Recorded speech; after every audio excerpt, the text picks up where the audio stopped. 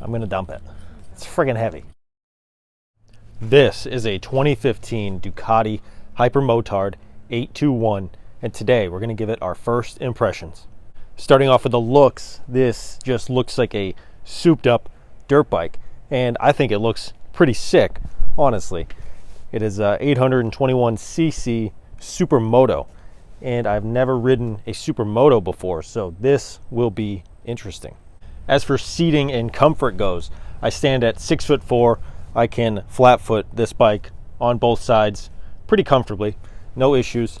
The initial position for the leg seems comfortable. It's not too high, it's not too low. I did notice when setting this bike up in frame that it felt very heavy when I was moving it. That's one thing I picked up on right away, was it felt very heavy. The foot pegs are large enough, and they do have some rubber on top of them, and they feel comfortable right away. We will see what it's like with vibration while riding here in a minute. The handlebars seem appropriately spaced. He did put some bark busters on here to block the wind and obviously anything that might hit your hands while riding. Onto the dash and gauge. This does have a digital reading speedometer. It has a digital tachometer. It has total miles, trip 1, trip 2, average miles per gallon, average speed, and trip time. For lights, it also has blinkers, check engine, neutral, ABS, low gas light, high beams, oil light. It also has a temperature gauge, time, and engine temperature gauge. It also has 3 riding modes: sport, touring, or urban, and we're going to put it on urban because that's where I'll be riding today. As for passenger capabilities, this clearly has enough space for me and another rider, and it also comes equipped with passenger pegs. All right, let's take this thing for a ride.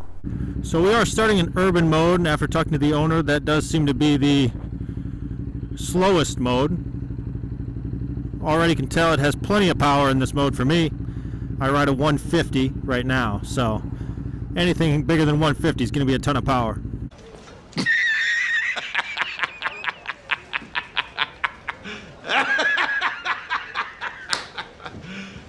You serious? Right away, this does remind me a lot of the CF Moto 700 I recently reviewed. Yeah, there's no lack in power for this bike. We're in the slow mode, and tons of power. Like I was saying, this does remind me of the CF Moto 700 I reviewed, where it has a ton of power. The seating position is similar, but this seating position is better. And it feels the same. It has a very touchy clutch, has very touchy brakes, and it feels really well built so far. Most of my test rides, I've ridden Honda bikes, and the one thing that I noticed with Honda is as soon as you touch either this handlebar or the other handlebar forward just a little bit, the bike will dive in that direction. It's called counter steering. And when I try to do that on this bike and also on the CF Moto that I rode, it doesn't just fall over like the Hondas, which I really like what the Hondas do.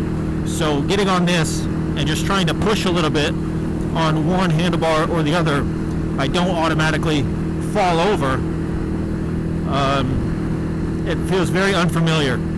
This was very heavy when I was trying to move it around in my driveway, but obviously when you get on it and you start riding it, you don't really feel the weight as much. So the vibration in the foot pegs, there is some vibration, but it's not really that bad at all. I did have to really focus on the foot pegs to even notice it. So far, the shifting up and shifting down, both very easy, feels really good.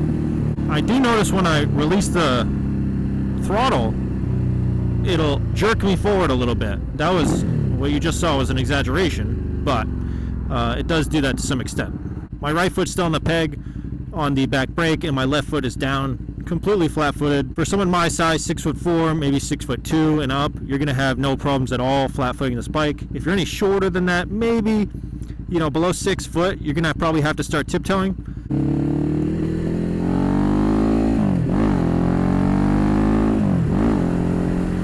I mean, we're only in third gear and we're already over 50 miles an hour immediately. Man, I've only been on this bike for like 10 or 15 minutes, and I can only imagine riding this bike every single day. Ton of power, seems like ton of fun. Overall, very comfortable bike. Seems like it's well made.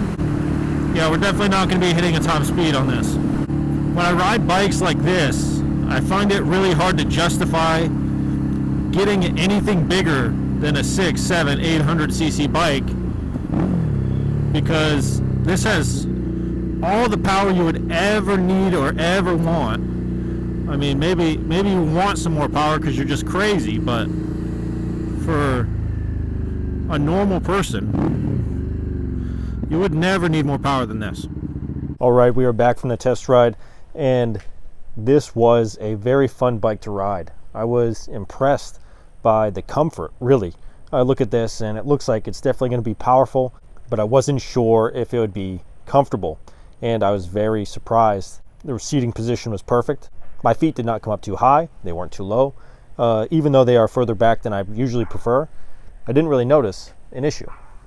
The handlebars were very appropriate, space and distance from my body. I would say this bike exceeded my expectations from my initial thoughts. Let's say we could go back in time to 2013 and 2015 when this bike was brand new, and if you asked me would I buy it for $13,000 like it was listed, I would not buy this bike at that price. If I'm going to spend that much money on a motorcycle, me personally, I'm more looking for a sport touring bike instead of a supermoto. So that's more of a preference thing. The one used bike that I was able to find online for sale, would I buy this bike right now for that price?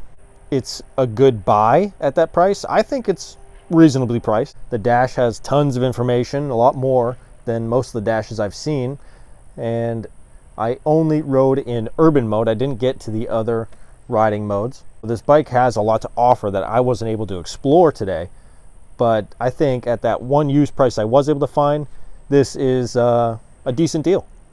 Thank you guys for watching, and if you want to see what bike I ride, click this video right here. And if you want to see me review more motorcycles, click this playlist right over here. Rapping when they all want me to sing on. They all want an album, so I gave them 20 singles. Yeah, I'm trying to get a hit, that's why I swing.